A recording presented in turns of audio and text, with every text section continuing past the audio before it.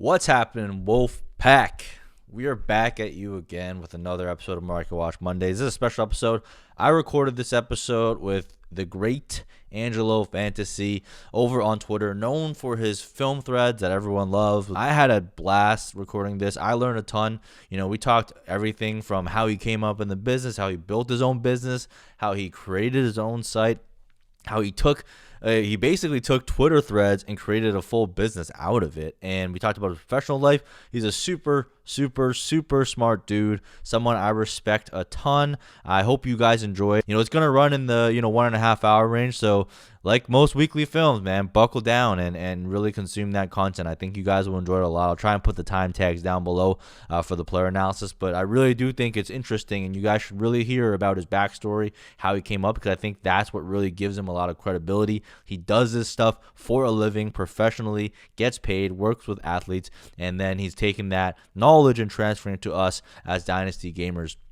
And just a really well-spoken dude, super nice guy. I've kind of, been communicating with him back and forth for, well over a year now. Super dope dude. Hope you guys enjoy the content. Hope you guys enjoy the interview. If you guys do enjoy it, make sure, again, you hit the thumbs up, you subscribe to the channel, get yourself those notifications for when new videos are released. And again, make sure you support the Patreon, patreon.com/ourpack, the Wolfpack Patreon, the Dynasty-centric, super nerdy. If you're looking to go deep into Dynasty and take your game to that next level, also get involved with some Devy content, learn about some college players, this is the Patreon for you. If you're looking to have a little bit more fun, be a little bit more casual, get a lot of the redraft side as well, make sure you go to bdg.store, look at all the products we have there. We're going to have the draft guide coming out as well, which will have my ranks in there coming out for the rookie draft class that's upcoming. So we got a lot of products at Big Dogs, right? And we're trying to serve a lot of customers,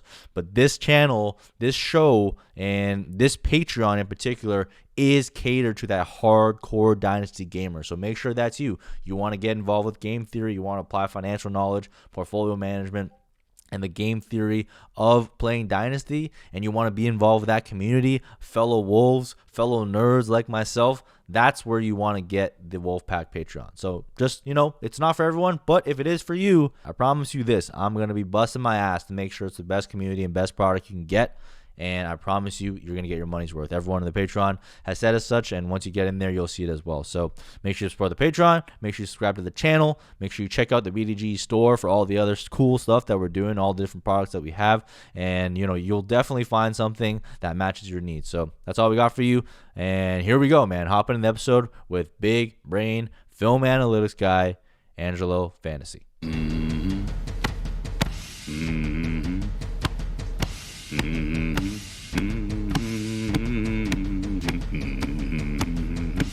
What's going on, everyone? Welcome back to another episode of Market Watch Mondays. Hopefully your favorite show to view on Mondays. It's definitely my favorite to record. Today, we have the guest of honor, the man of the hour, the homie, Angelo Fantasy, first name Brandon, although you told me that nobody refers to you as. I'll let Brandon tell you a little bit more about himself, but just briefly, me and him have been in the Twitter DM battles for a long time. I think we first got started talking about David Montgomery. I was a David Montgomery slanderer. Brandon hopped into my DMs to defend his man. He put together a very, very interesting case for him. He taught me a lot about not just film, but also the combine and how small schools are really disadvantaged. I think he described it as something that really stuck in my mind, which is like, it's kind of like preparing for the SATs, right? The SAT does not tell you how smart you are. It just tells you how well you prepared and how much ammo your school gave you to land that score. Similarly, you go to a big school that teaches you how to run the 40, teaches you how to do all the tests. Like, you're obviously going to test more athletically. Now, you got to have some base level of athleticism. David Montgomery is no Saquon Barkley, but his testing numbers may not have shown the full story. So I remember that story specifically with Brandon, but also you guys know him because he puts together the most godly threads online. Not a film expert by any means. So when someone's able to translate film terminology into more layman terms to help someone like me understand film, I'm all for that. It's kind of what I try to do with numbers. So Brandon's been doing that for a long time, and we appreciate him for it on this channel. Angelo, thank you for coming on this channel. It's been a long time coming to meet you face to face. Shout out to Hoos, the Prophet over at Sleeper Wire, for hooking us up on the first ever podcast together. And now we get our time to shine How are you doing this Sunday morning? Thank you for joining me. Thank you for coming on the channel. Oh man, I appreciate you and thanks for having me on. Yeah, you're absolutely right on a long time. Last time I talked to you, I had my old iPod, little earphones, but now my wife got me a Blue Yeti for Christmas. So, we're rocking and rolling here. But a little bit about myself. I work in sport and human performance. So a lot of the analysis that you see is from that lens. So for me, it's my day to day. I look at film and data to try to solve problems for athletes, coaches, and practitioners alike. So for me, that's what it really is. I'm trying to help, let's say, like an athlete get a better collegiate look in football or something like that. So for me, it's a lot of data too. And that's Mhm. the thing that's really interesting about my job is I'm looking at, force velocity profiles, ground contact times, things of that nature to help make the best decisions in terms of training and then in terms of potential outcomes and then kind of weighing a ceiling and floor for our athletes to kind of say, hey, you kind of fall in this 95th percentile or, you're in the 55th percentile. You need to be right here to kind of profile more as a Division I athlete. So that's a lot of the stuff I do on a day-to-day basis. And then obviously film kind of comes into play when we kind of break down the intricacies of human movement, human locomotion. So when we're talking about, planning and cutting, and we talk about lateral agility, that's a big buzzword that we talk about all the time in fantasy football. But that stuff I look at a more intricate level because that's how I help my athletes and the people I present to and the coaches I talk to understand what we need to do to be the most efficient athlete on the field of play. So I try to kind of break all that down and put it, like you said, on Twitter, on the website I created, angeloanalysis.com. And that's where you can find all my work as of now. And then on Twitter, you can find the old threads like, the why David Montgomery, why Miles Sanders. Those were kind of the inception of everything. So, but yeah, man, thanks again for having me on. I'm excited to be here.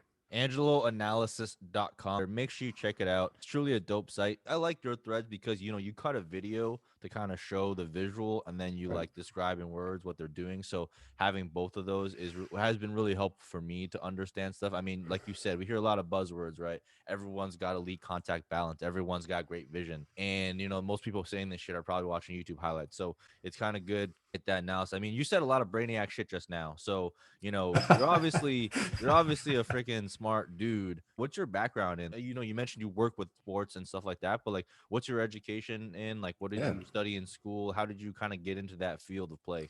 So I was actually a collegiate athlete. So I was a Division I sprinter. How much? How much? Yeah, exactly. Tell the people how fast you can run, because I Oh remember when you told me God. this. This blew my mind. I ran the 100 meters. I guess my personal best was 10:27, and then the Yeah, 200 it was 20.65. So yeah. ten I point two used seven, guys. When you told me that, it blew my fucking mind. What did Henry Ruggs run in high school? God, I think Henry Ruggs ran like 10.4s in high Yeah, school. yeah, 10.4s. And a lot of the fast guys were talking about, be like, whoa, he ran like a 10.8. And Brandon came out, he's like, I ran a 10.2. So that used to be not now, stairs hurt after my collegiate career. So it's been kind of a journey to kind of adult life after that. Wouldn't trade it for the world. So for me, I majored in sports management. So I have 2 degrees in sports management. That kind of helped me on the business side of everything, like in Mm-hmm. terms of like biomechanics and like I said, human locomotion. That stuff I learned a lot from the practitioners that I was, being coached under. Some really bright, influential minds in the space. My own coworkers and boss now, like that's who I learned about that from, where I interned, and then after that, when I got my first job, where I'm still am. So Mm-hmm. I learned a lot about sports science side and the human performance side there, and more the business side through my degree. Basic stuff like budgeting, staffing. But then, Yep. as I got my master's, we looked into the intricacies of Nike, how Oh, wow. Nike worked, like supply and demand and like how they do their supply chains and stuff like that. So Mm-hmm. that was really interesting. Obviously, I do more so on the end of how do you get sport consumers interested in hanging on, because there's like like we talked about before, there's so much content out there, especially now in the age of the internet. We're Yep. in 2021. I mean, you type something in and thousands of hits pop up. So like, how do you get your content to stand out from that needle in the haystack, Yep. essentially? So that's a lot of what my background is in terms of my education. And as an athlete, it helps being a track athlete in particular, because there's so many little intricacies to running a 10.2 or a 10.5 that you have to kind of look at when Yeah. you're analyzing your own self. So I just go to my coach's office and pop on my 100-meter film and just say, man, my 20 to 30 meters was absolute trash. Mm-hmm. Or looking at like a 200-meter and you're like, man, I ran the bend wrong or came off the bend wrong. So it's Mm-hmm. just those little things that really help me point out in a more concise, digestible manner, what we're really looking at. And that's Yeah. kind of the key, is being more of a teacher and give them something to digest, but it's in a format, make it not too overly complex. Cause you're right, man. I say some brainiac nerdy shit sometimes. So, my wife will tell you, I mean, she's like, slow down. Simple as possible is kind of my biggest goal. That's a great test, man. Just like, my girlfriend's not into football at all. So like sometimes I'll talk about stuff, will just like go straight over her head. But like if you're able to actually communicate something to someone who doesn't truly have a full understanding of the game, even, that's where you're gonna make your money, because Right. you wanna appeal to the masses, but you want to add some value. And I think that's really where you come in. I read every single one of your threads, and I go through the site as well and just look at those breakdowns. And I think that's where you do a good job. A lot of the film grinders and film scouts on Twitter come on, they're like, oh yeah, this is a blue backside reverse, like Harry Winkle, like 257. Like, I don't know what the fuck that means, man. Just break it down into like more simple terms for us. Like, where are we Sure. supposed to go? What are we supposed to see? Just be simple about it. I think, part of it is because they probably want to protect like that inner sanctum of like film grinderism. But really, I mean, if you're in the business of making money, like, you don't want to do that. You want more people to understand. The more people Sure. understand, the more they want to learn, the more they want to consume. So it's kind of backwards thinking, and a lot of industries are like that. So I'm not surprised that we're like that here in fantasy. But it's cool to see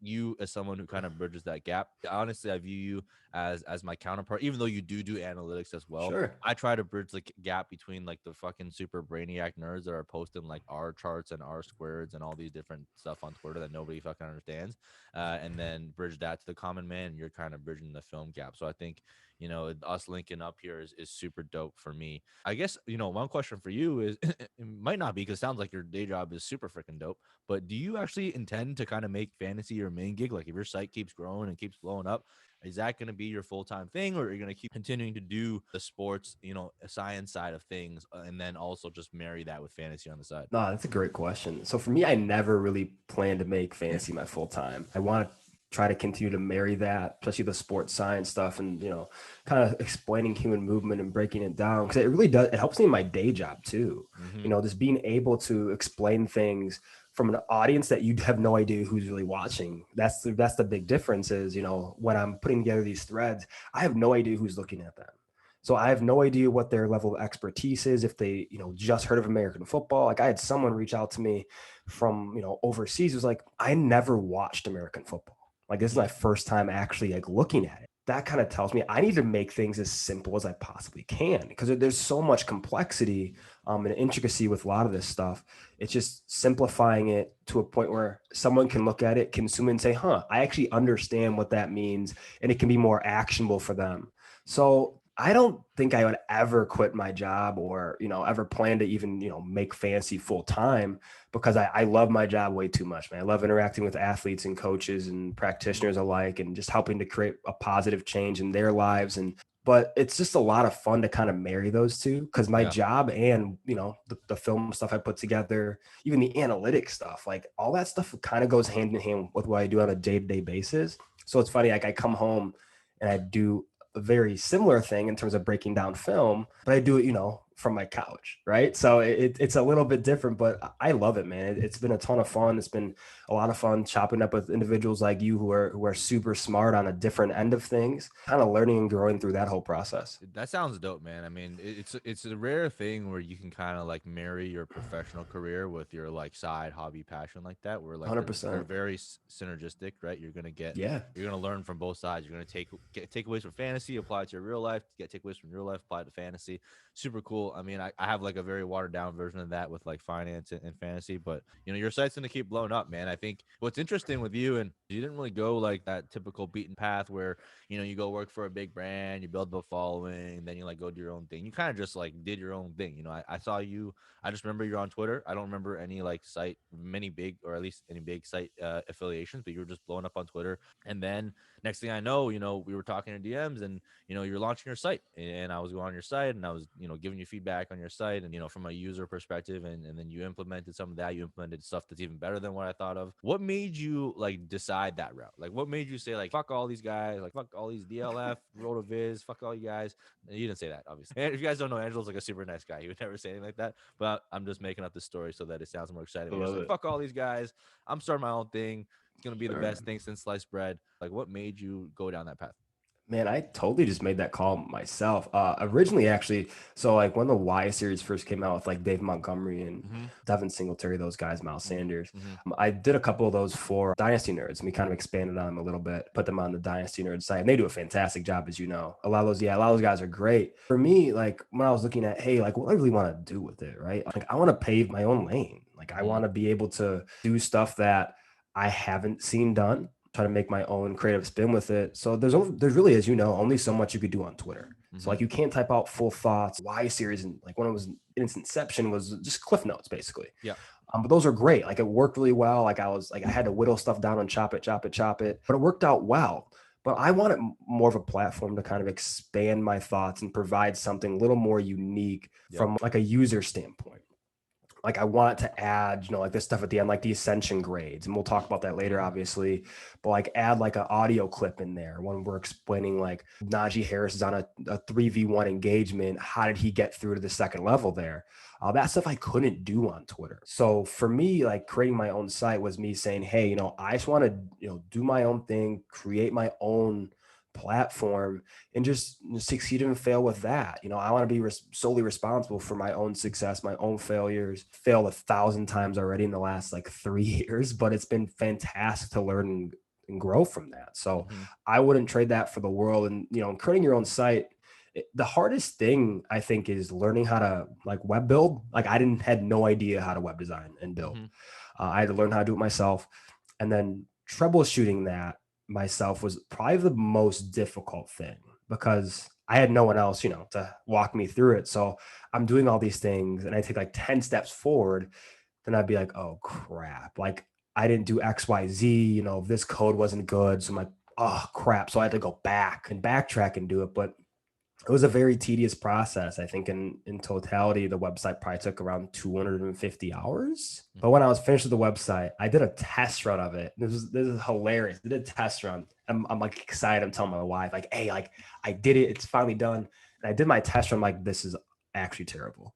So I went literally back, blank slated it. Because I want it to be something where, you jump in there and you're like, wow, like this is something I haven't seen before or like just something I want to continue to consume, and it wasn't that. So Yeah. like my standards were very high. But if I'm doing something, I want it to be 100%, like 100% in. Like I want this to be the best I can possibly make it with who I am, and it wasn't up to it wasn't up to standard. So my wife's like, "It's great, honey," but I'm like, nah, like this shit sucks. Like this isn't it. So blank slated it, did it, and it's what you see now. And obviously, last year's version is a lot different than this year's version. So I'm gonna hopefully continue to grow and expand on it, Mm-hmm. continue to make it better. When you first showed it to me, I remember the content was dope, but I remember giving you the specific feedback that like, yo, the UI experience is not there yet. And then you went back and like, I look at the site now and it's like everything flows nicely.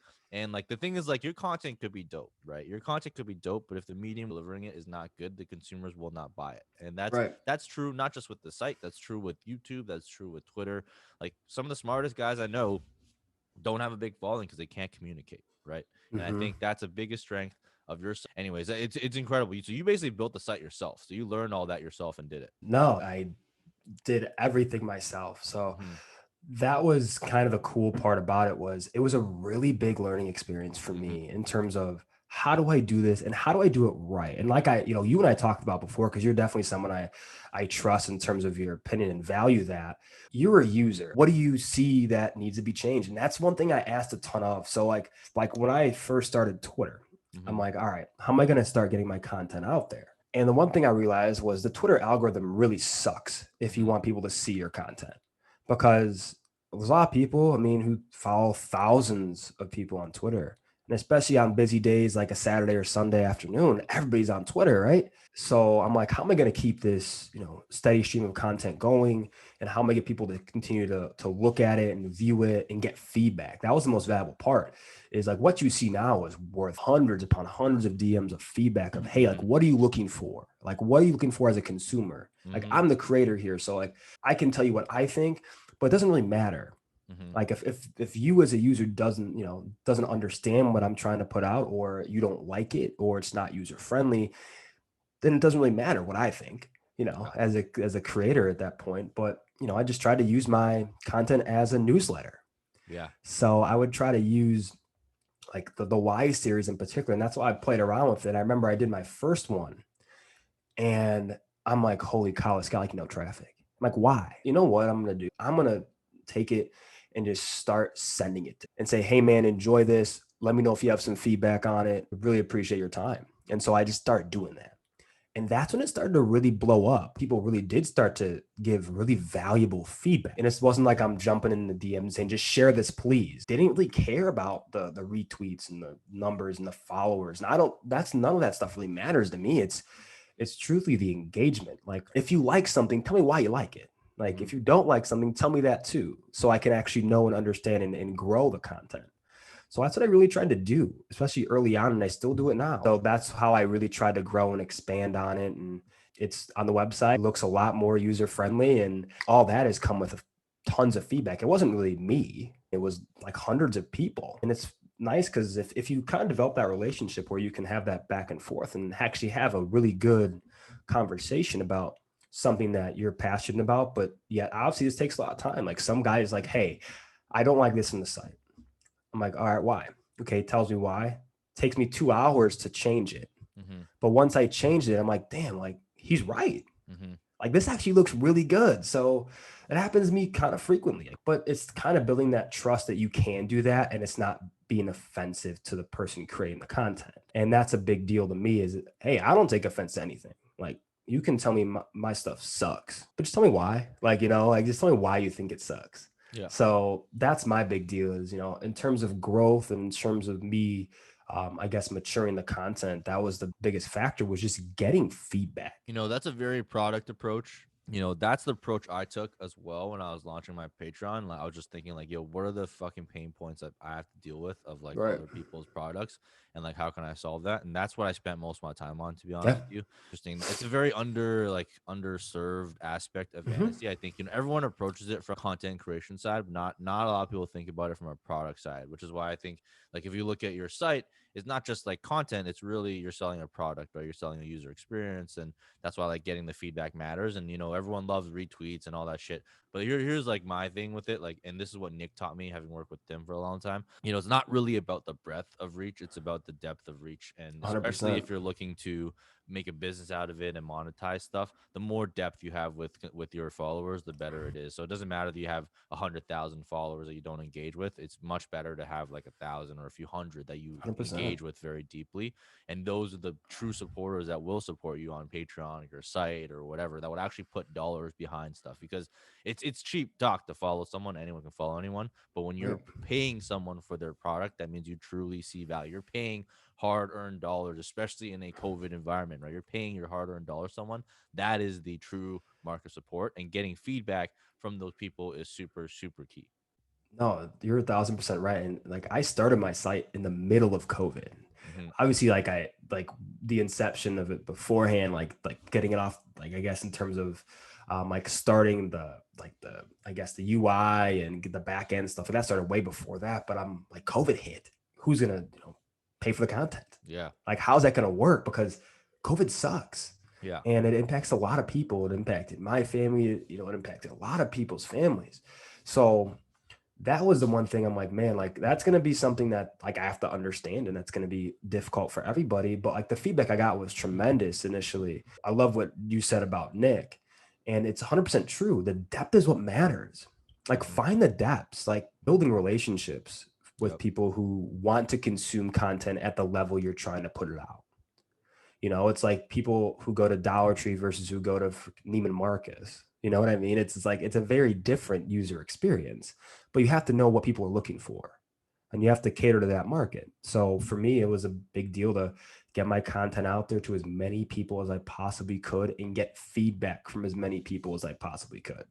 And that really helped me grow and learn, okay, how do I kind of hone in on some of the more specific points of how to build a business, and not so much the content creation standpoint. Because honestly, none of the feedback was really from the content creation standpoint. So people don't understand. It's like, hey, give me feedback on my work. Well, that's not really the big deal here. It's not your work. Yeah, like what you're putting out there in terms of content matters, but what are you doing outside of that to kind of evolve it? Like what else is kind of under that umbrella? Yep. And for me, that was building trust of, hey, if someone has a question about something, like answer the question. Someone writes you an email and says, hey, I'm in a, dynasty startup right now. I'm on the clock at 103. Should I take Najee Harris or take Kyle Pitts? Answer the question, right? So it's like you're never too big to engage. Like there's a lot of people who I think miss that boat of just engage, like just have fun with it, talk to people, communicate, and then build relationships and grow from there. And there's a lot of people who be a lot more willing to like pay for content if you just engage. It means a lot more to people than putting out really good stuff. You can never just stand alone on the product. It has to be way more than that. And I think that's the one thing that I've learned, and it's helped me grow a ton. Yeah, I mean, absolutely. Like, there's so much good content out there. So much really smart people. I don't know how many DMs I've answered throughout my time on Twitter. My DMs have always been open, and I've answered like a million of them. But like, how many times, like now that I've launched my Patreon, people have said like, "Hey, like I joined your Patreon because like for a year, like you've answered like all my questions and you've engaged with me and stuff like that." And most people don't. So it's truly a nice customer acquisition perspective. It's not that scalable, but at the same time, like I'm not trying to do this full time either. It's kind of like a side hustle, so it's kind of good enough for me. People want to imitate what like Matthew Berry did and what the Godfathers did to get to like 100 200K followers. I think that ship has sailed, right? But they came up in a time where there was way less people. Now it's like so much competition, so much everything, so you got to differentiate yourself a little bit differently. But yeah, that's we spent a little bit more time on this than I'd planned, but I really find this part of it fascinating, just seeing how different folks kind of like came up in the industry, and yours has been like super unique. So it's been cool to kind of share that perspective. But let's give the people what they want.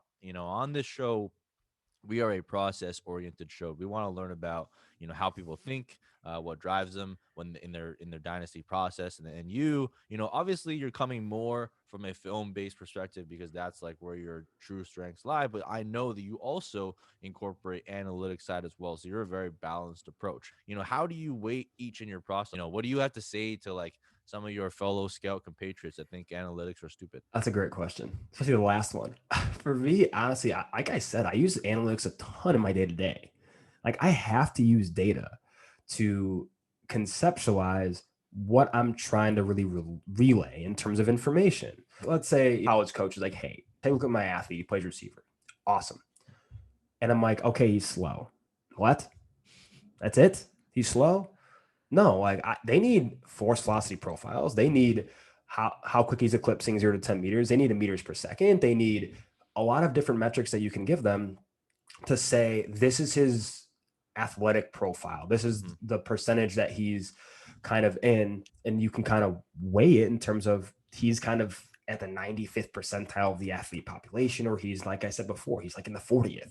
So you need it. You need analytics to do that. Like I use it every day. So for me, when I do like the fantasy football stuff and like on Twitter and the Ascension Grading System in general, which is what I devised to kind of bridge that gap between film and analytics, because you need both. Like you cannot survive without both. These aren't bench warmers we're looking at. These are guys who are high end NFL prospects. So we have to use whatever we can to help ourselves make decisions, because a lot of us play high stakes dynasty. So these decisions mean a lot in terms of bragging rights, and also they mean a lot in terms of coins and money. So absolutely. But for me, I use 70% film, 30% analytics. So the Ascension Grading System was created to kind of put it all in a more concise manner. So here's your film grade, here's your analytic grade, and here's your Ascension grade, which is your grade in totality. And you'll see those on the site. You have your film, analytic, Ascension grade, and then that's your grade in totality. There's some prospects that grade really well analytically, and then some that grade really well film wise, but don't grade well both. And it will show. Like last year, we were talking a ton about Cam Akers, and I wasn't really high on Cam Akers from a film standpoint, because I thought he has a lot of room to grow, could develop into an Pro Bowl caliber running back. But I'm like, he has some room to grow. There's some things, movement wise, that he has to clean up in order to get there. And I was kind of that same way on Miles Sanders. When I plugged them both into AGS, we have Cam Akers as a Pro Bowl caliber running back, but we have Miles Sanders as more of that boom bust profile. So that's the interesting thing, is I felt the same way like with both of them in terms of them as prospects, but one prospect analytics lit it up. And I'm like, I need to pay more attention to him. But with Miles Sanders, it was like more of a boom bust profile as opposed to the Pro Bowl profile of Cam Akers. So Yeah. that's why you have to use it, because film would have told me both of them are kind of in the same vein. But Yeah. analytics tells me I might have missed something with Cam Akers and need to go back and pay more attention to Cam Akers. Or if I can get Cam Akers a better value in a rookie draft, do it. Mm-hmm. So that's the big thing, is trying to make it a lot easier for people to see value at these positions, especially at running back and, running back and receiver, and say, hey, I'm on the clock at 107. These are some of the guys in AGS that are kind of circled in terms of value. You're the type of player that I think is the most dangerous. Now, I've talked about this in a prior video, and I'll tell you why. Like, when I think about film versus analytics, film is kind of like the engineering of fantasy. It's like a deep trait that you kind of have to like learn over time. Like, I'm not gonna step in off the field and just be able to do it. Whereas like numbers, it's very much easier to pick up. Number side, analytics is like getting a business degree. It's really easy to get an engineering degree and then get a business degree. It is not easy to get a business undergrad and then try and get an engineering degree. It is very It's a hard. great And analogy. it's one of my biggest regrets in life. I got into mechatronics engineering at Waterloo, which is like a engineering school in Canada, one of the best ones there. And I didn't take it because I was like, there's classes from 8 to 8. Fuck that. I want to drink. I want to party. So I took the math route, and I was like, I'm just gonna do math and business because I don't have to go to class. And now like trying to go back, I'm like, damn, I wish I took like that engineering path because I could have learned business down the line by getting an MBA or something. And I think film is the same way, where like if you grew up in film and you really understand film, what'll make someone that understands film extremely dangerous is if they're willing to dabble with analytics and just pick it up like you have.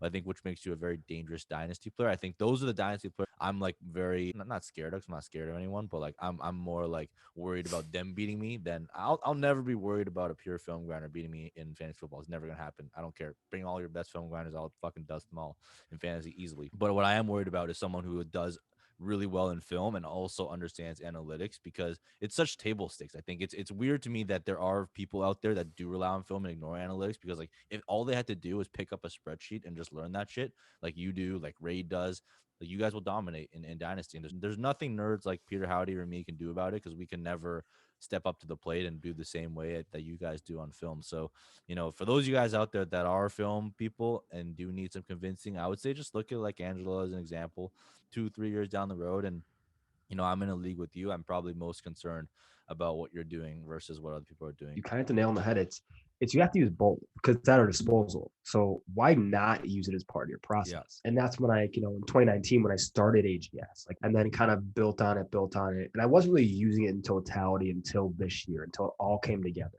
Mm-hmm. And then I'm like, all right, I put the prospects that I had in 2019, 2020 into the database to kind of get a clean, fresh slate on those guys and see if I actually missed them. Yeah. And I missed on a couple actually, which is funny.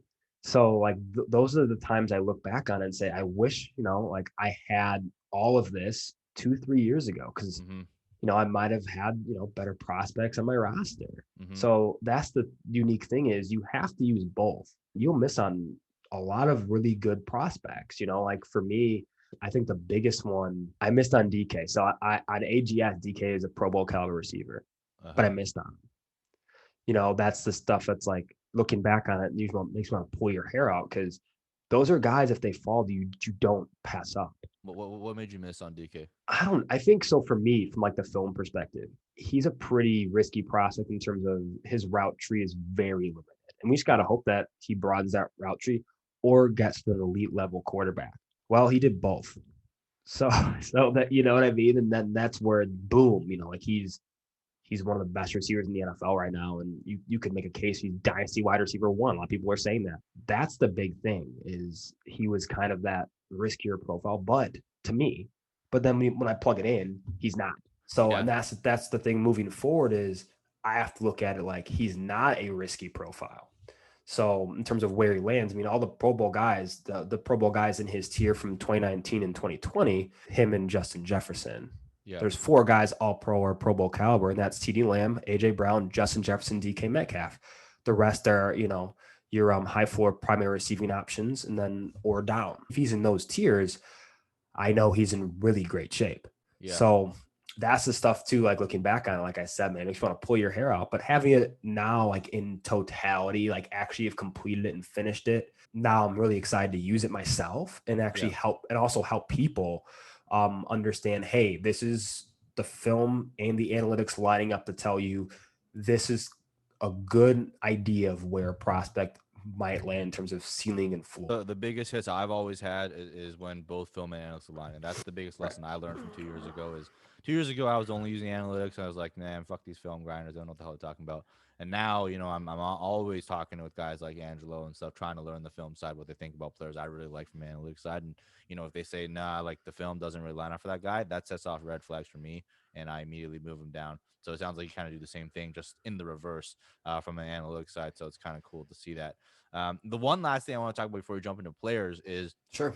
we've talked about this before, age adjusted film grade. So obviously all analytics is age adjusted. At least anyone who uses analytics that's worth a damn will age adjust stuff because, when you produce earlier, when you're younger, that is more Sure. impressive. Right. And, I've talked to you about this, talked about other people. I think what's missing from the film side and how you get out of this trap where everyone just like falls in love with the guy's last year when he's a senior is, you kind of have age adjusted stuff. Like, how do you perform earlier? Like, if you watch a true freshman play and you give him a grade, and then you watch a sophomore play, you give him a grade, you watch a junior play, you give him a grade, and you grade that line out.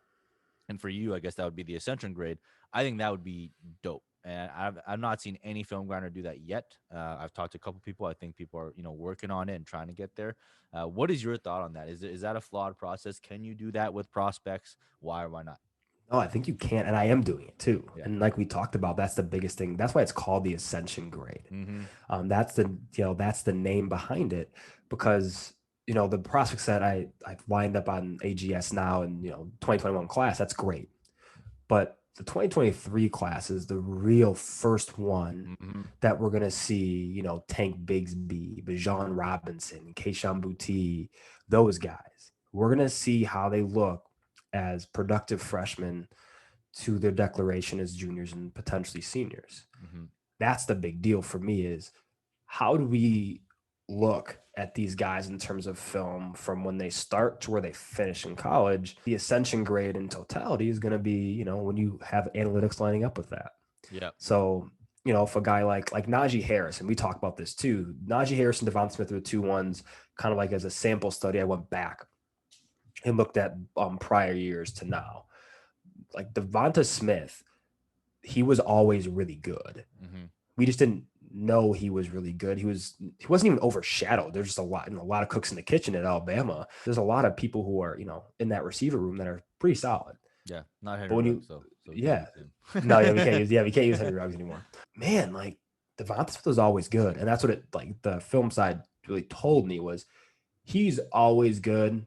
So his ascension grade's not going to change mine. I think it changed about 3% or so from like junior year, I guess, to senior year. But then Najee Harris's, his went up like 12% because Najee Harris, one of the reasons he went back to school was to have another year with like sports scientists, the head of their sports science department at Alabama, Dr. Matthew Rhea. And on a lot of podcasts, I talk about Dr. Matthew Rhea and how instrumental he is.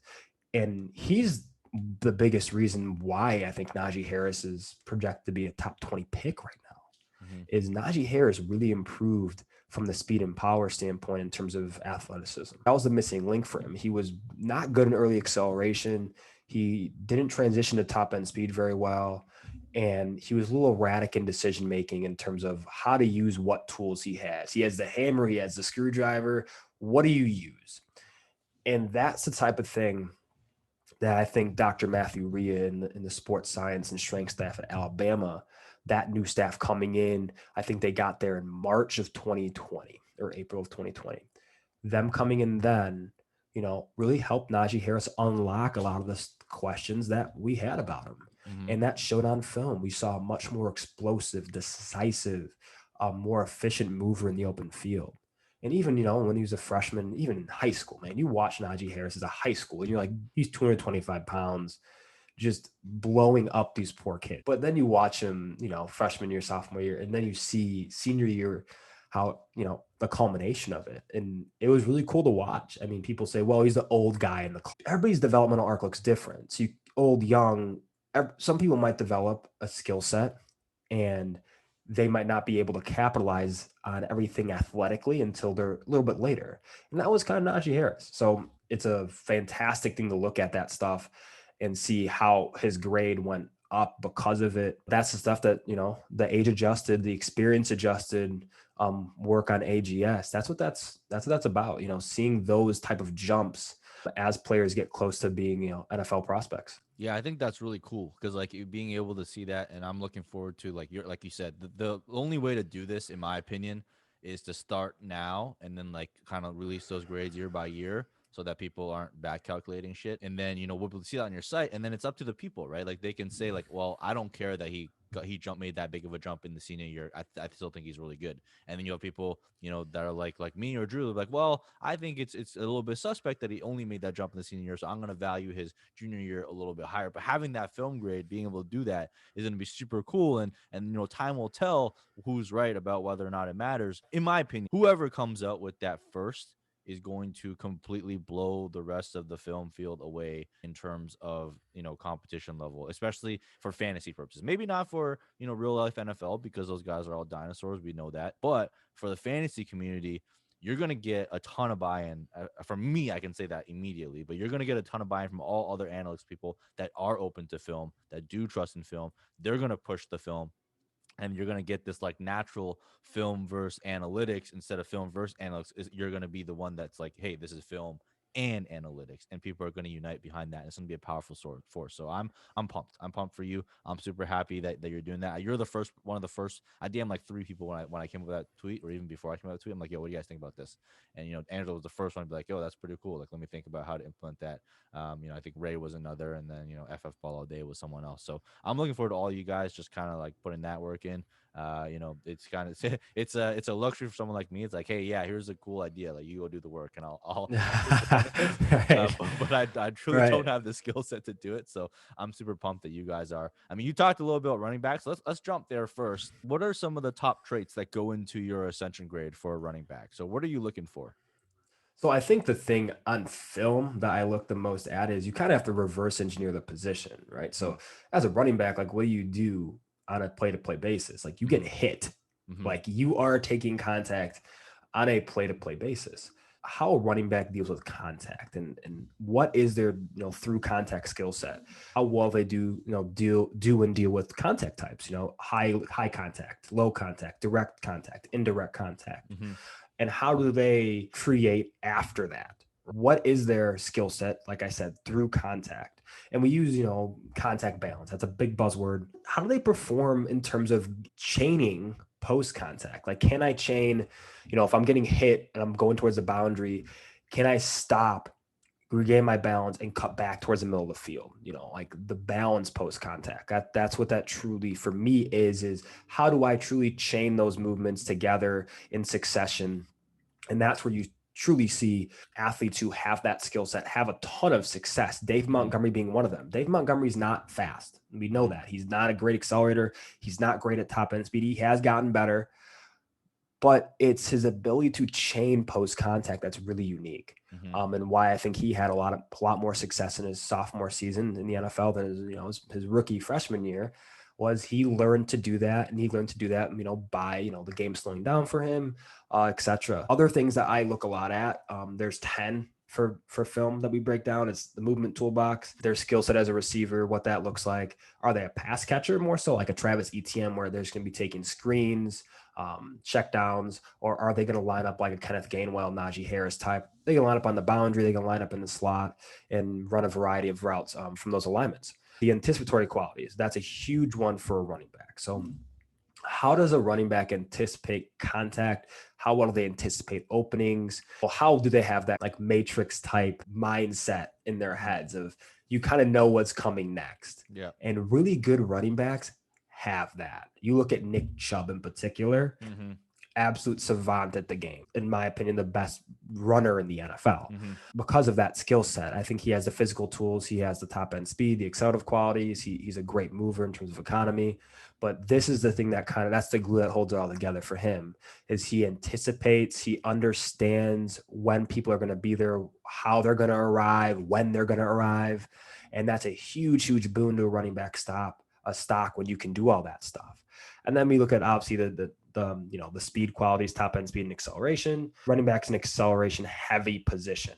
So, grading top end speed you can have great top end speed and that's awesome, but it doesn't really matter if you're an awful accelerator, which you rarely see, but there's some that are like really good at top end speed, but just okay accelerators. Chuba Hubbard is I was literally just gonna say Chuba Hubbard's one of those because he's a track star. Like he's a track guy, but he's a 100-meter guy, so he's got to be a good accelerator. But on the field, he's not as snappy as a guy like ETN, who has more early accelerative skill set from like 0 to 10, which is great to have for running back. And then obviously the nonlinear athletic qualities, movement economy, that's another one. So looking at how they move in a nonlinear fashion. So laterally is a big one.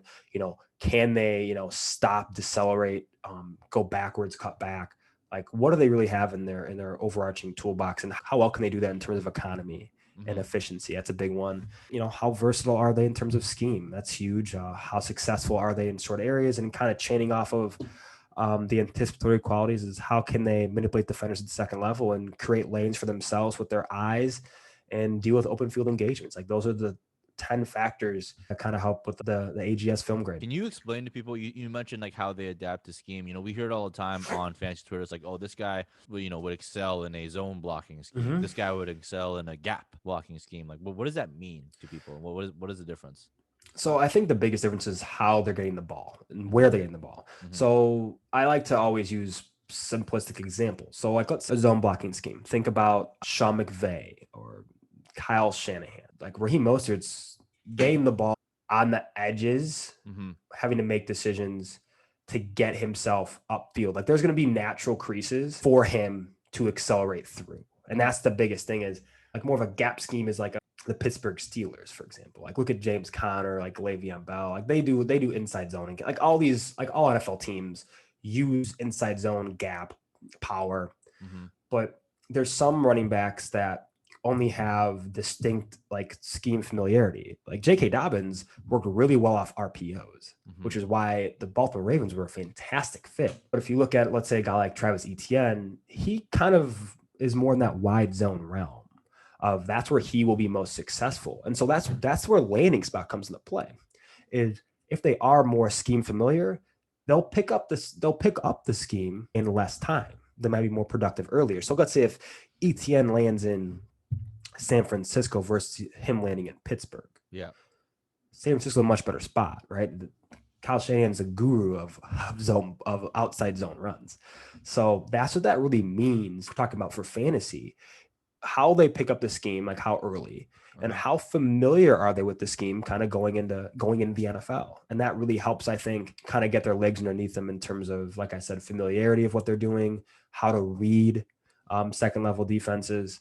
And that's a big proponent of, success as a rookie and early on in their careers, because you don't have to learn as much because you already have in college. So, but yeah, that's a great question. It's always a really interesting debate because people are like, well, the scheme matters. Talent matters more, but scheme matters me more so in looking at players early on in their careers and having production. Yeah. So like a wide zone, for example, that means they're getting the ball out wide. And then what is the zone part referring to specifically? It's basically, they're making compact blocks. So essentially it's they're making lanes created by like two let's say a guard tackle is going to be on, the left defensive end. And the play is going to be dictated off of how the running back reads that. Is the gap going to be to the outside or to the inside? That's how I visualize and read it usually. Yeah.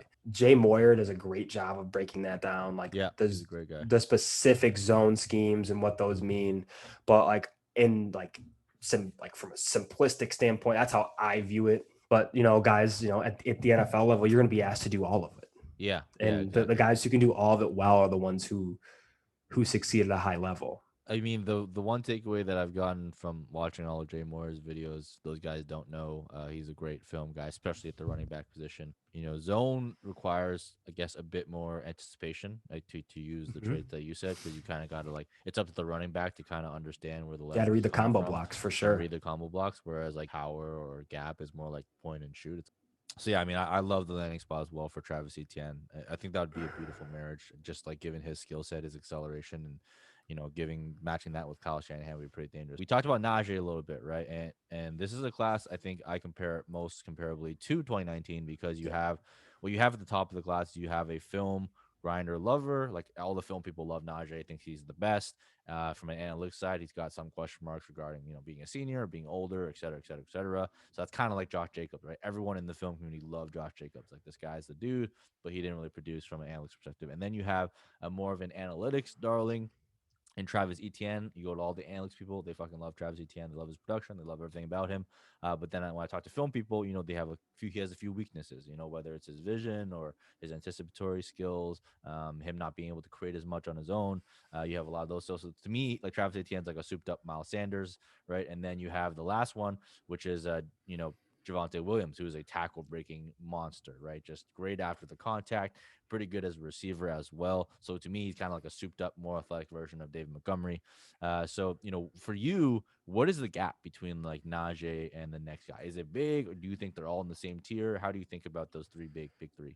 So we'll look at it. So like for me, we'll look at it more like on like AGS, like Mm-hmm. how like where do they kind of grade out? So like Najee for me had the highest film grade in the class. He had Mm-hmm. like 48.6. Analytic grade was 18.2, which is okay. It's not great. It's not bad, Mm-hmm. but it's all right.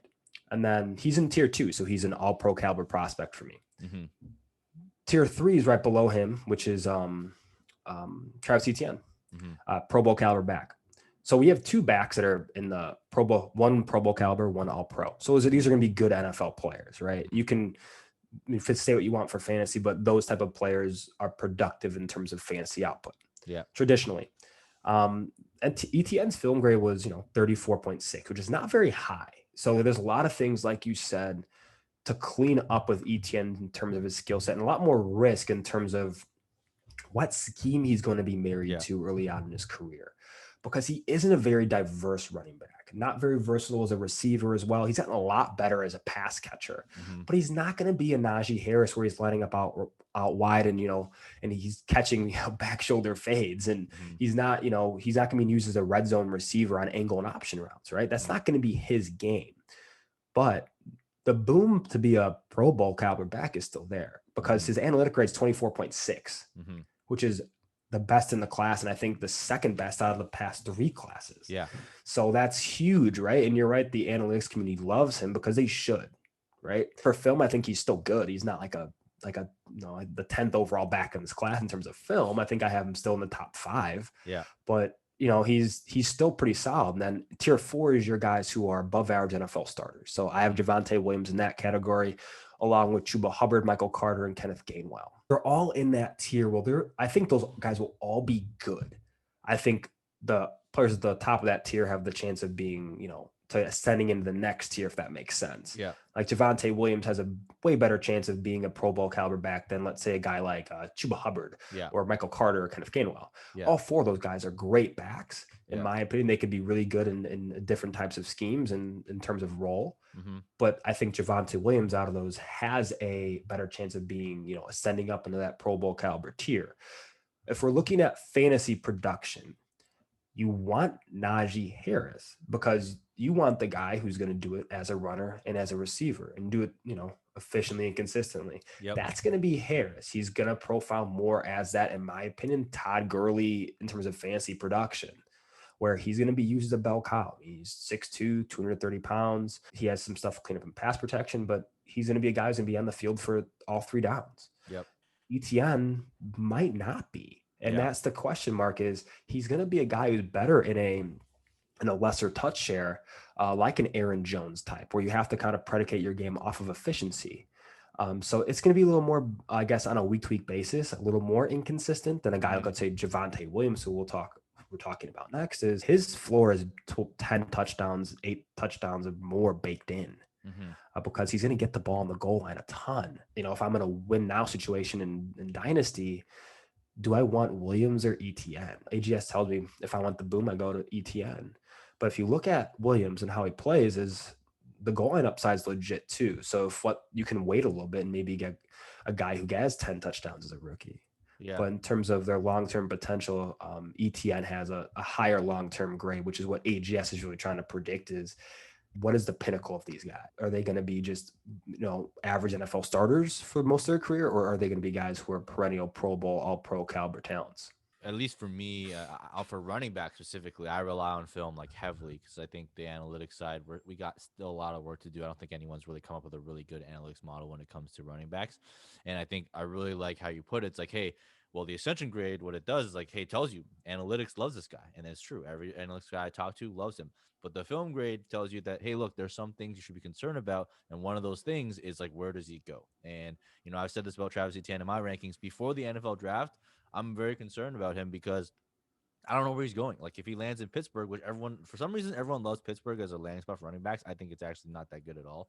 Their line has been not very good for the past couple of years. But like Travis Etienne is someone that has a lot of variance, where he can go. Like Mm-hmm. you said, his boom is very, very high because he's proven that he's been a very productive and very talented player. But his floor, if he lands to a very suboptimal situation, is going to be quite worrisome. So I really like that breakdown of the grade and how you think about it. And you kind of sync up with Ray as well, who's talked about this before, was that Javonte Williams profiles as a much better 3-down back than Travis Etienne does. Right. It might not be as good as Etienne as like in some aspects of the game, but he's a little bit more complete and more able to take on the goal line work, take on the receiving work, take on the 3-down duties. So it's pretty cool. We'll see where these class lands. I'm really excited to see where they land in terms of draft capital. I've got Jamar Chase ahead of all of them because before the draft, I don't know if there's a safer prospect before the draft than Jamar Chase in terms of what he brings to the table. So, and I have questions about all the running backs, despite how much you love Najee Harris. I still have some question marks about him. So we'll see where he Sure. lands. If he gets drafted in the first round, a lot of those questions will go away because that will solve a lot of his problems. We talked about Jamar Chase. Let's move on to what I love to talk about all the time, which is wide receivers, because that's where we have the most data. And then also that's really where a lot of the film nuance comes in. Someone that actually understands routes. Everyone goes online and says, "Oh, I like this guy because he's a route god." 90% of people don't know what the fuck they're talking about. They don't even know.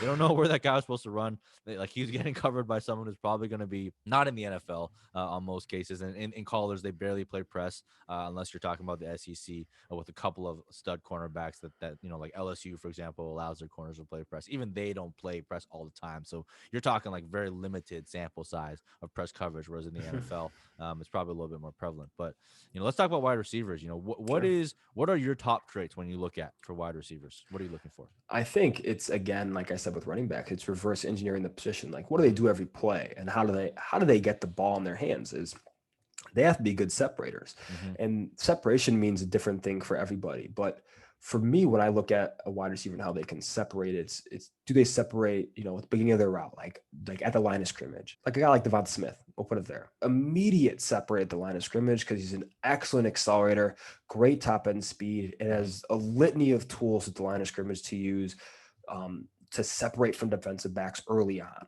Whereas a guy like, let's say, Jamar Chase, he's going to separate later in the route. He's Mm-hmm. going to separate with his physicality, with his frame, and use that to create late separation. That's the difference. The windows are a little bit smaller for DeVonta Chase in terms of, sorry, DeVonta Smith. Devonta Chase would be the best wide DeVonta receiver Chase of would be all the best time. receiver of all time. The windows are a little bit bigger, I should say, not smaller for DeVonta Smith, because he's going to be creating a larger degree of separation, in Mm-hmm. my opinion. Jamar Chase, that window's a little smaller because the separation isn't as prevalent. So tighter window throws, but he's using his body more so to create that separation. Yeah. And that's kind of the big difference for me is how do they use their physical traits? Do they win down the field? Can they separate at the line of scrimmage? Can they separate en route? That's the biggest thing. I think I'm becoming a pseudo film grader because I wrote my draft guide profile for Jamar Chase, and what I said was, look, like there's different ways to win, there's different ways to separate. Jamar Chase isn't gonna break you at the line of scrimmage and No, put guys on ice, but he uses his body really well at the catch point, so he gets that like last moment separation where it's like you don't yeah, see it exactly, but like when you watch closely, he's able to get the ball and he wins the ball downfield so often. Why? Because at that last second, he's like a vet with his hands. Like he knows how to get yeah. that last second of just that split separation. So to your point, he probably needs a more anticipatory quarterback, right? If he gets a Mitchell Trubisky, that's not good Oh, because and that's Trubisky's the not going to throw you the ball unless you're actually wide open. yeah, So that's yeah, man, that absolutely hit the nail on the head. I mean, imagine if we had DeVonta Chase, we'd get both those things, right? yeah, So, exactly. but no, I mean, with Chase, it's interesting because he has a long way to go in his development, which is fantastic. That's a great thing. Is he's so young, so raw. He has such great physical tools as a late separator, and with his hands and how physical he is and what he can do after the catch. He has so many great tools, but he's not a finished product. But we have to understand that and be okay with that, right? Yep. It's a guy with DeVonta Smith. He's closer to his ceiling than a guy like Jamar Chase is, which is also okay.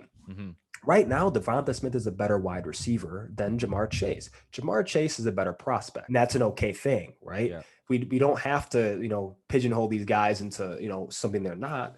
But yeah, I think Jamar Chase is, for me on AGS, I have Kyle Pitts as my number one receiver because I think he's probably more a receiver at the NFL level.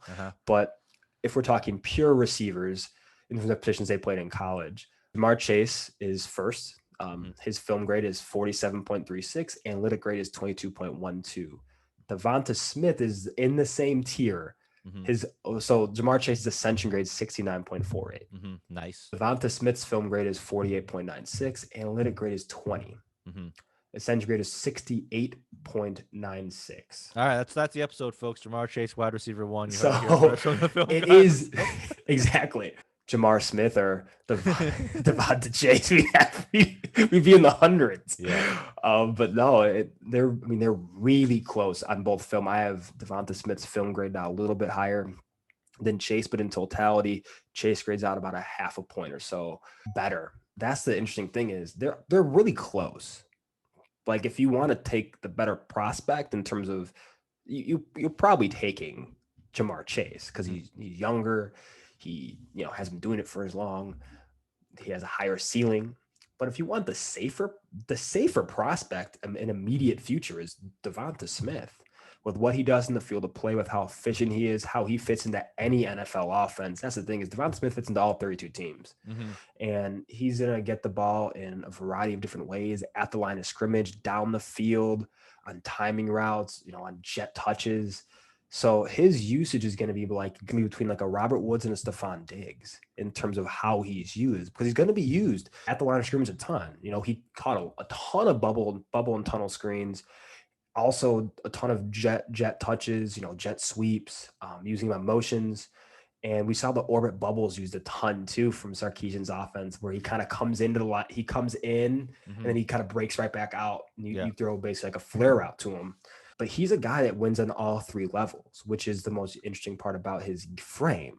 When we talk about 170-pound guys, rare to see a guy that slight of build winning on all three levels and winning against high-level corners. If you go back and watch his tape against J.C. Horn, Cam Dantzler, the Minnesota Vikings cornerback, Derek Stingley Jr., and you could say, about him creating barbecue chicken on a Shaun Wade, but Shaun Wade's an AP, first-team All-American. So he's creating against high-level cornerbacks, and he's not struggling at all against press coverage. He was actually, this is a crazy stat that I found, in yards per route run since 2016, I believe it is, he's the number one receiver against press coverage. Interesting. And it's because of how he has an answer for everything you throw at him at the line of scrimmage. And that's a big thing, is the intellect and, having that between the ears skill set is so important for a wide receiver. And he has that.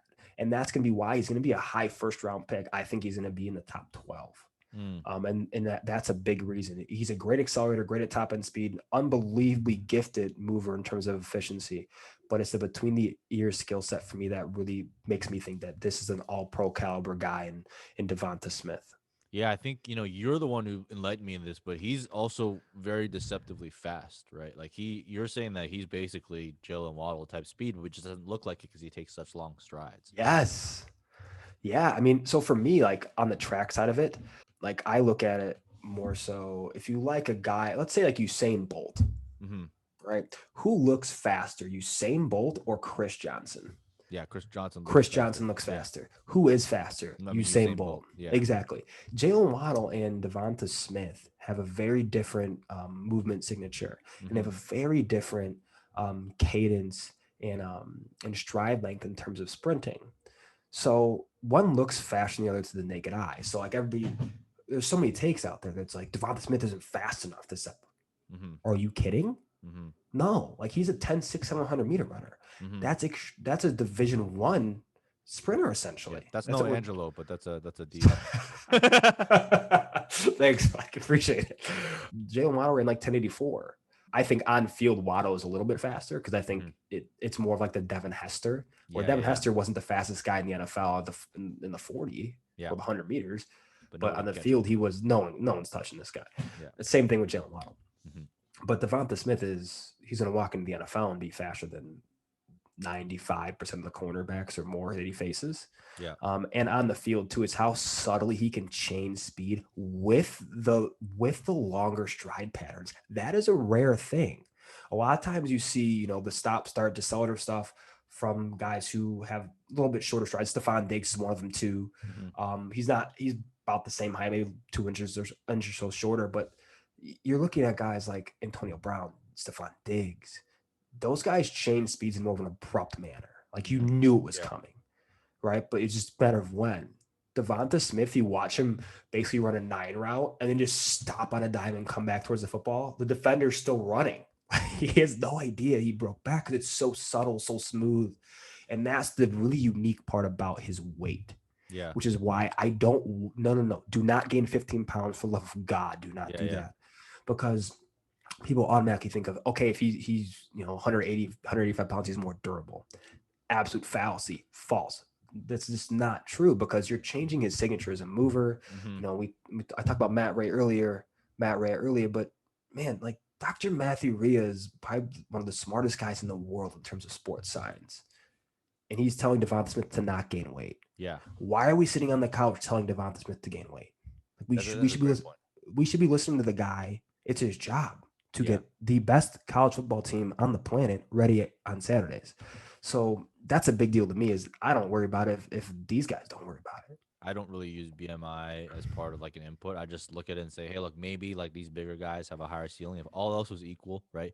If I could get Mhm. DeVonta Smith speed, DeVonta Smith, everything else with him, and he still put on 20, 30 pounds, like, yeah, I would want that. But that's not realistic, right? Like a lot No, of people think like, hey, these guys, they're pro athletes. They can put on 15, 20 pounds. Like, yo, that totally changes their movement pattern. It totally changes everything about their play. So if a player was successful at a certain weight, I want them to play at that certain weight. So it seems yeah. like DeVonta Smith is kind of falling in that category.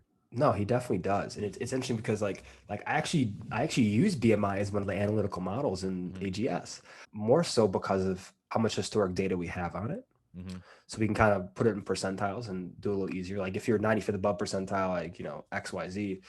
But with AGS, you get a bonus if Yeah. you're 95th above percentile, like we talked about, and if you're 90th to 95th, you get a 1.25 times bonus, and Yeah. 1.5 or above is Yeah. 95th or above percentile. So like DeVonta Smith's getting a 0 score for BMI. Hmm. Literally, he got a 0 Yeah. score, but he Yeah. still grades out as the second best prospect of the position. Yeah. So that should really tell you how much you really should worry about it. I mean, if you're looking at the analytics side of it, like you can just take the analytics profile of DeVonta Smith. It was one of the highest in the class, the position, without BMI Hmm. because of the production metrics, the age adjusted production, what we call the experience adjusted production, Hmm. and then we have also the historical production of DeVonta Smith, the dominator rating, etc. So it's a really interesting battle of like who is the number one receiver in this class. I don't think it matters. I think we have two guys in this class that are far and above the rest, and then you have some interesting floor and ceiling plays from there. That is interesting. You said he got one of the higher analytics ones. So I don't have him graded as higher analytics. Like I guess Yeah. what's making him grade out really high? Is it that senior year massive leap that he made? So for me, when I look back at it, the college dominator was really high Mm-hmm. and historical production was really high. So those are the two highest, like he graded out literally those two that was 15 Mm-hmm. grading points Mm-hmm. because both of them are 95th percentile or higher. Mm-hmm. And then the BMI was 0. The yards per reception was a 3 out of 5. Mm-hmm. The experience adjusted production was a 2, so that was below average. Mm-hmm. But it's the college denominator and historical production that Mm-hmm. really kind of, I guess, boosted him in that regard. Because like for me, like I use all, like those are the five. I don't discriminate in terms of, what gets graded higher. They all have the same scale in that Mm-hmm. regard. Um, but yeah, I mean, the I think the biggest thing that boosted him, like you said, his senior season, he wouldn't have had the historical production metric at as high as it can go, like in the 98th percentile dang near, Mm-hmm. if he would have came out his junior year. Yeah. So that's one that really boosted him analytically, because of just the unbelievable year he had in 2020. Yeah, that'll always be. He'll be an interesting test case because, like, Oh, if he came absolutely. out, last year, like personally from an analyst perspective, I would have liked it more because he had already technically broke out last year at a monster year. So like I Yeah. discount the senior years a lot. So, but I also understand why people do value it because there has been cases in the past, and if you're betting on DeVonta Smith, you are betting on an outlier. But at the same time, so is betting on Jaylen Waddle. So is betting Yeah. on Rondell Moore. So it's kind of like you're taking your pick on the outlier. So I think this year is a super interesting test case to see like, what happens to some of these guys. I personally have Rondell Moore and Jaylen Wall ahead of DeVonta Smith. But, I understand like from the film side, he put the nation's best cornerbacks on blast. So there's no denying that. Did he do it older? Yes.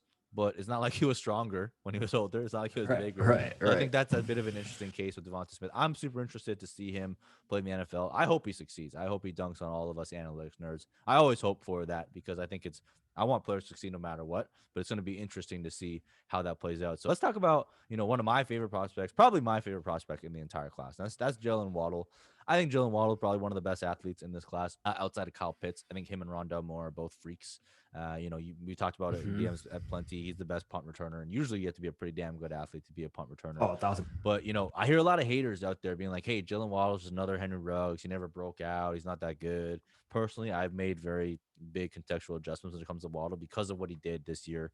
He was on track to break out this year in a big way, and from a number standpoint, he was better than DeVonta Smith when they were both healthy in terms of what he did on the Yeah. field. Now, from a film perspective, you can talk about what it is, but from an analytics point, he was a stud. What is your view on Jaylen Waddle? Like, is he just another Henry Ruggs? Is it just all smoke? Is he gonna go in there and bust, or do you think he's a different type of player? Do you think his skill set as a wide receiver, how does that translate into the NFL? I love Jaylen Waddle. I mean, watching him play, growing up in Chicago, first and foremost, in that era of Devin Hester when I was a kid, Yeah, early teens, I think I was. Every time Devin Hester touched the ball, you kind of just a pin dropped, right? yeah. You like I was at Soldier Field at one of his games. It was the quietest I have ever heard professional stadium Mm-hmm. when Devin Hester was returning a punt because everybody was waiting for that moment. That's the same feeling I get with Jaylen Waddle. He is that take your breath away type player. The question really is, when him and DeVonta Smith were on the field, they were asked to do two very different. Sarkisian did a great job, this like roll disguise, like they did a lot of some similar things, but Jaylen Waddle was very much more simplistic than DeVonta Smith. Like DeVonta Smith was winning against the team's best cornerback, and that was Mm-hmm. his job, right? Yep. Jaylen Waddle, he wins more on the third level of the defense. He's more of a threat. He scares you in terms of how easily he can take the top off that defense and, look up and at 6 on the board 80 yards later. That's going to be his role at the NFL level. We see guys kind of falter with that role all the time, but I see Jaylen Waddle more so being a Deshaun Jackson for an offense, Okay. being that spark plug, but still being a potential number one option.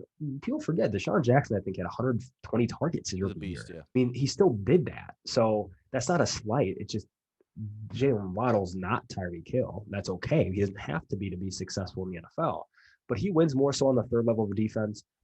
They manufacture him to touch the line of scrimmage. He's such a good mover that you want to get in the ball as much as you can, but you want to do it in more of, with more efficiency. He doesn't work the second level as much. We talk about route running. His route tree is pretty linear. It's more so the vertical tree. We see some stop routes, things like that. He can do that, but it's the question of, is he going to be asked to run a broad route tree? DeVonta Smith is really broad route tree. Runs everything from the bang 8 to, we're talking about smokes or jets, everything. He's down the field at the line of scrimmage, etc. But Jaylen Waddle's going to be asked to win at the most volatile level of a defense, which is deep. If you don't have a good deep ball passer, that's going to be tough. And we talk about landing spots for these guys, and Jaylen Waddle's will be interesting. My hope is he falls to 13 with the Chargers.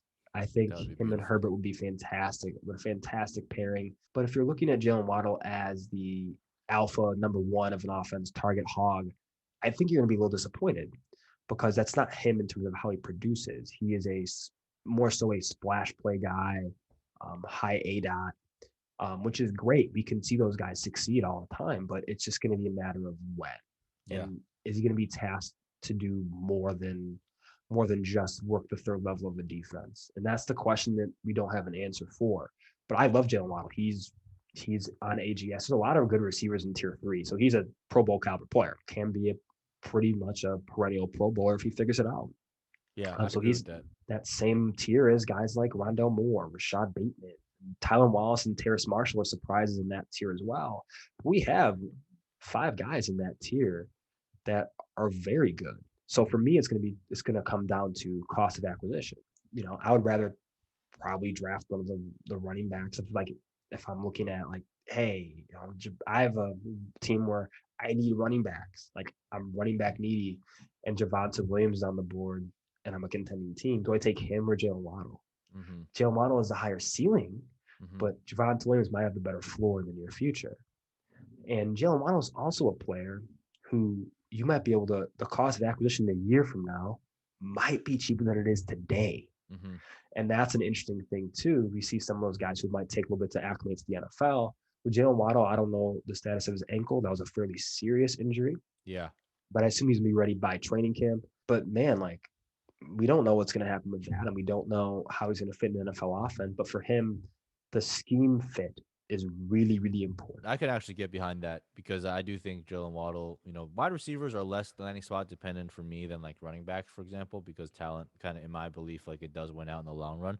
But Jalen Waddle is someone that's like super boom bust. I fully recognize that. I'm like, I just love him as a prospect. And He's fantastic. Yeah. I just think it's exciting depending on where he goes and where he lands and how they use him. Like I think he would also be pretty cool on like the Bills, just being like a one Yeah. B to Yeah. Stephon Diggs. He would also be great on the Packers being the 1B to Devonta Adams. Like, I hope he goes to the spot where he is not the number one guy. I hope he goes to a spot where he is kind of playing that 1B role that takes the top off the defense, that can take those Mhm. bubble screens to the house. And you have other players on the team that help open up that space in the short to intermediate where he can like threaten people. And then also he can just blow the top off the defense. I would love to see him in the Chargers as well. Having Justin Herbert there would be awesome. So yeah, he's definitely a little bit more landing spot dependent. I'm excited to see where he goes. I think even now that the Giants have acquired Kenny Golladay, I would not even mind him there with Oh, Daniel, 100%. I even though think I that'd don't. be a good spot. Yeah, I don't think Daniel Jones is like the best quarterback, but he's a pretty decent deep ball, and he would, provide some of the underneath support that Daniel Jones needs. So those are a couple of spots that I really love for Jalen Waddle. I really, really hope he gets a good landing spot with a good quarterback because there's no one I want to see succeed more than Jalen Waddle. I've never cheered for an outlier more than I've cheered for Jalen Waddle. I think he's just a super, super exciting player. I too, like you, really got into football during the age of Devin Hester, and watching him play, take that kickoff in Super Bowl all the way back was exciting. Watching punters just flail at his feet, game after game was exciting. I mean, Devin Hester was. If you guys don't remember, like the Chicago Bears, their offense stunk. Like we're talking about Rex Grossman Oh at quarterback. man. I mean, that's how good that defense was with like Brian Urlacher to kind of carry them to Super Bowl. Yeah. Obviously, they lost to Peyton, but Devin Hester was part of the offense. Whenever I saw Devin Hester, I'm like, yo, this is the biggest threat for a touchdown that this team has at any given moment. Is Devin Hester taking a punt or taking a kickoff? It was defense and special teams, and that was literally it. Yeah, Right. The it was Bears, insane. it was we gotta just, pound the rock and just keep the defense off the field, give them a breather, and then Yeah. hopefully Devlin takes one to the house in a little bit. Yeah, it was It'd be actually insane. crazy. It was It was crazy to insane that watch, that team man. made it to the Super Bowl, but they did. That was an exciting time. I mean, look, we're coming up on the end here, so we're not gonna jump into quarterbacks and tight ends. You mentioned Kyle Pitts, greatest prospect ever. Totally agree with you. I mean, he's an absolute freaking monster. You graded him as a wide receiver. I see a lot of people do that as well. I hope he's still a tight end because if he gets a wide Oh receiver yeah, the designation, eligibility for sure. I'm not as interested as him in a fantasy asset. But yeah, I hope he gets that as well. But before we close out, I just want to ask a couple of fun questions here. So Yeah. we started our conversation with David Montgomery and Miles Sanders. Both of us thought David Montgomery was a better runner. Just watching on film, I think he brought more to the table. Miles Sanders was more athletic and more better from the analytics side. But What have you thought about their progression so far? Like, has David Montgomery progressed better or worse than you thought? Has Miles Sanders taken that next step? What are you looking for from both these guys in Yeah, I 2019? think for me, when I look at, I'm a Bears fan, so I watch a ton of David Montgomery, Mm-hmm. and after we search to find it with Miles Sanders, I'm watching NFL Game Pass Mm-hmm. some of the time, or have another monitor up and watching the Philadelphia Eagles play.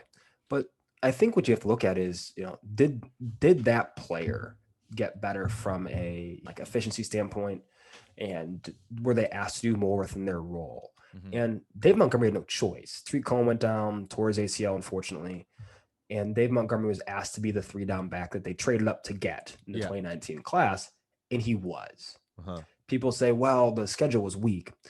The Bears' offensive line isn't good. Like, Yeah. I don't care how you slice it. You have 3 UDFAs essentially Yeah. on your offensive line because of injuries to James Daniels. And then obviously Kyle Long retired, a year ago. So you don't have a good offensive line, Yeah. and their game was predicated off, especially the last quarter of the season when Mitch Trubisky came back in after Nick Foles got hurt, was give Dave Montgomery the ball 25 times a game Mm-hmm. and hope to God you can hang on. And it worked because Dave Montgomery is a good football player. He's a good volume rhythm runner. That's who he is, right? He's not Miles Sanders in terms of being an athlete, and he's certainly not Saquon Barkley, Mm-hmm. but he's a good NFL running back. He's an above average NFL running back who doesn't get any respect for being that, despite being in one of the worst environments in all of football. The Chicago Bears are a dumpster fire. Dave Montgomery had 1,500 yards and 10 touchdowns, despite being the centerpiece of the dumpster fire. Yep. He's a good player. I mean, it's just like he's a good player. And when you compare him to Miles Sanders, the thing that's tough is Sanders obviously has had the better situation going into the NFL. Obviously, Carson Wentz was rocking and rolling. You had the offensive line was really good, but now both those things are kind of gone. And we saw that how the durability issues too, and the ball security too. I think he had the highest combined drop and fumble rate in the NFL. That's going to take him off the field in certain situations. And that's the tough thing is he needs touch to succeed like every other back, right? You can't do it on one touch every single game, but I think their career arcs are trending in 2 different ways. I think Montgomery's is trending up, while I think Sanders is either stagnating or trending down.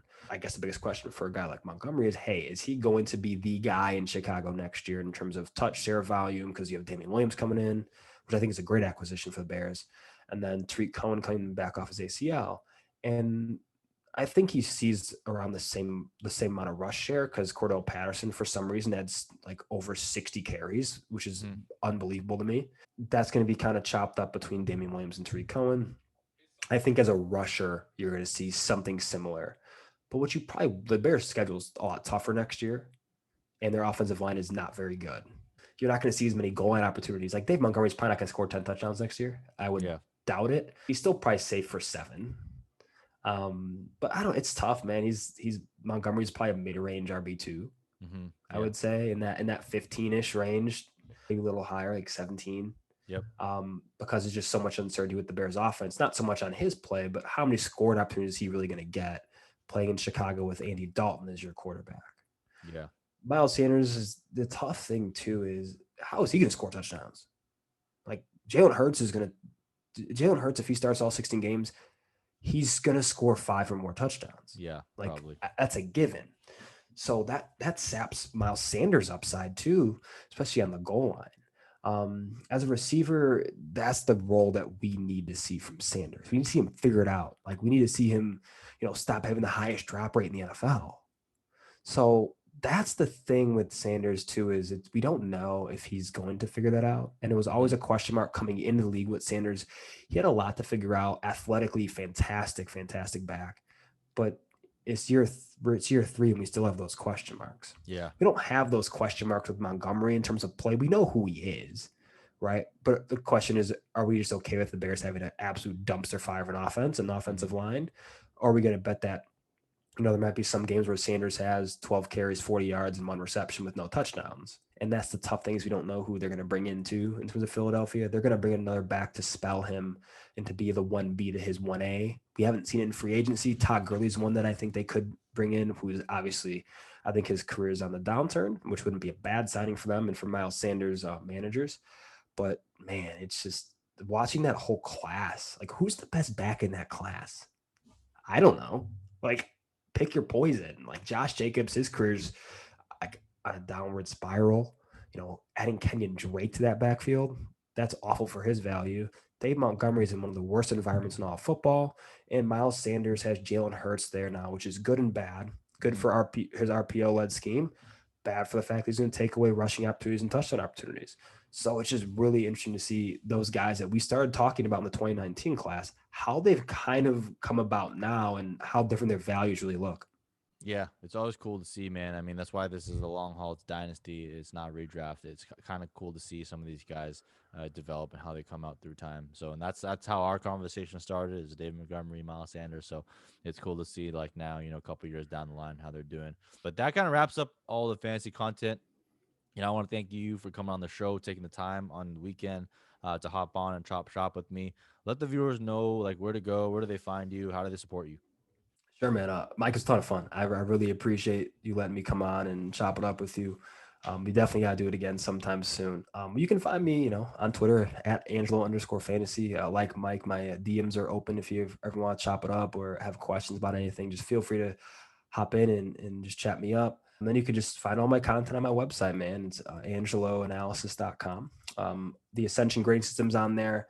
That's been uploaded for 2021 running backs and 2021 wide receivers, as well as the past classes from 2019 to 2019 and 2020. Man, I'm excited for, like you and I talked about earlier, we're excited for the 2023 class. Mm-hmm. And that's what I'm really excited about on AGS is getting those age and experience adjusted production scores on film and seeing those kind of play their course in terms of these guys becoming NFL prospects. So I'm excited about all of that. And but thank you again for having me on, man. It was a blast. Awesome. Thanks, man. For those of you that did enjoy, make sure you hit the thumbs up, subscribe to the channel, Bunkbed Breakdowns. And you can follow me at Mike Me Up with 2 P's on Twitter. You can join up on the Wolfpack Patreon, patreon.com/our pack. I'm going to have future guests coming on as well. Might not be as good as Angelo. We'll see. Time will tell. If you guys like the channel, just that's how you support me. And thanks again for tuning in. It's a long one. Hope you guys enjoy the Monday weekly film. We'll see you again next week for another episode of Market Watch Mondays. That's all we got for you.